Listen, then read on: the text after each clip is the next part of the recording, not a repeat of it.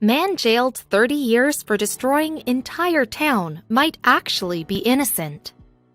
When your name is attached to an event known as the Great Flood of 1993, you're likely used to sneers from the public. Yet, after allegedly causing one of the most devastating disasters in the United States history, accruing $15 billion in damages, James Scott was surprised he became one of the most hated men in Missouri. The story went like this. James volunteered to help the National Guard strengthen and secure the levee that contained the rising Mississippi River. He intended to prevent a flood. The exact opposite happened. But if you ask James, the tale isn't so clear-cut, and he's finally sharing his side of it all. Friday, July 16, 1993 was a day the Midwestern United States surely wished never happened. Ample rainfall raised both the Mississippi and Missouri rivers to catastrophic levels, flooding over 30,000 square miles. It was a national nightmare, but James Jimmy Scott went through a nightmare of his own. James resided in Quincy, Illinois for as long as he could remember, just 2 miles from the Mississippi River. The ex-con lived simply, holding down a part-time janitorial job at a nearby Burger King. Meanwhile, James's wife Susie worked at a truck stop. Though James was known to be a party animal, he decided to volunteer his time to help with the levee relief efforts. While Susie went to work one day, James put on some hefty waders and entered the river between the Bayview Bridge and the Quincy Memorial Bridge. He walked along the levee before being instructed to duct tape any holes in the tarps that were tossed over sandbags. According to James, he was partnered with a stranger, thought to be named Rudy, for the task. They inspected the levee, heading north. James spotted an area where water slipped through the tarp. Thinking quickly, James grabbed 4 sandbags from a stronger part of the levee and moved them to the weakened area. He thought nothing of it. He was just trying to help. The duo soon ran into Duke Kelly of the Illinois National Guard. James notified him of the leak, but Kelly relayed that he was more concerned about the south side of the bridge, where his men were stationed. He'd contact someone if the weak point worsened. Everything seemed fine throughout dusk. The river was even receding, but at 8:20 p.m., water burst through the levee. It just wasn't strong enough, and Midwesterners everywhere would suffer the consequences. An inch-wide slit ripped open, sending river water cascading across adjacent farmland. A drifting barge even hit a gas station, which created a calamitous explosion, and an oil slick that ignited a fire on the water's surface. It was a horror show. Thankfully, there was not a soul living in the area of West Quincy, so no one was harmed. But the rebuilding project ahead would cost heaps of time and money. Not only that, but vital bridges that connected Missouri and Illinois were closed down for days. When James was approached by a Quincy News reporter, he commented about his grand efforts patrolling the levee. He mentioned moving the sandbags after discovering the weakened area. James agreed to once again make a news appearance, this time on a live primetime broadcast. This is when things changed for the ex-con.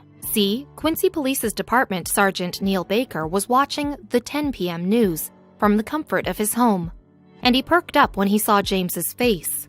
Sergeant Baker knew that face all too well.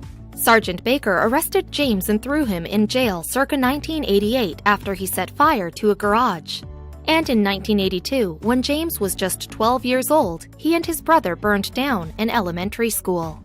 It was hard for Sergeant Baker to witness this version of James, boasting about his Good Samaritan acts. It seemed fishy, as Sergeant Baker only knew him as a rough-around-the-edges delinquent. Plus, not everything James blabbed about to the reporters seemed legitimate. James wasn't covered in dirt or mud, nor was he donning the required life jacket. He seemed to be fuzzy on details regarding names and timelines, too. In Sergeant Baker's eyes, the details weren't adding up. Baker and his detective brother went down to the local Burger King to pay James a visit. Since the janitor was already a suspect in a burglary, not to mention 4 other crimes in Quincy, they promptly arrested him and brought him in for questioning. A surprised James denied all allegations, insisting he hadn't committed a crime in 5 years. When the sergeant and detective asked James about the levee, he told them the same thing he had told the reporters. Since the Baker brothers had no real motive, they reluctantly had to let James go. They felt no sense of ease or relief after the interrogation. In fact, Sergeant Baker started building a case against James. While building his case, Sergeant Baker met a man named Joe Flatch. Joe was an acquaintance of James, and he too was a troubled man under house arrest. According to Joe, James admitted at a party that he planned to vandalize the levee. Joe explained that James also intended to go on a bender and cheat on Susie while in Illinois. Sergeant Baker's eyes lit up. He had real motive, and boy, was Joe's dishing scandalous. With that juicy testament and James's past charges, his upcoming trial gained national attention.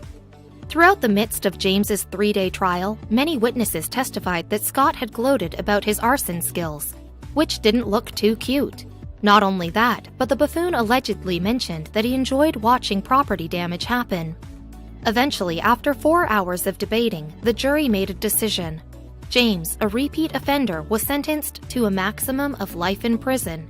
He appealed, and due to scheduling issues with his lawyer, he was granted a retrial in 1997. It didn't go well.